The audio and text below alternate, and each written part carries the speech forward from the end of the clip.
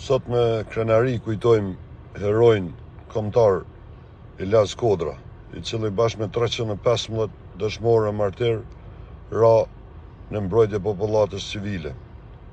Figura e Ilazit, besoj që shumica për juve e dini, është njëra ndër figurat ma emblematike të ushtrisë ligjore të Kosovës. Ai ishte në bashkërrugtim kur ra Luani me 6 maj 1997. Ishte krau i djati Adem Jasharit. Ishte një prej udhëheqësve dhe strategëve më të fuqishëm që i kishte Drenica. Në ato pak raste që kam pas fatin ta njoh, e kujtoj dhe e nderoj me respekt edhe dera në momentin e ramjes, por sidomos ai far epilogu final, ku me gjaks bashkë me shumë luftëtar tashmë dëshmor, arritën që të mbrojnë popullin e pafajshëm nga makineria e ushtrisë jugoslave.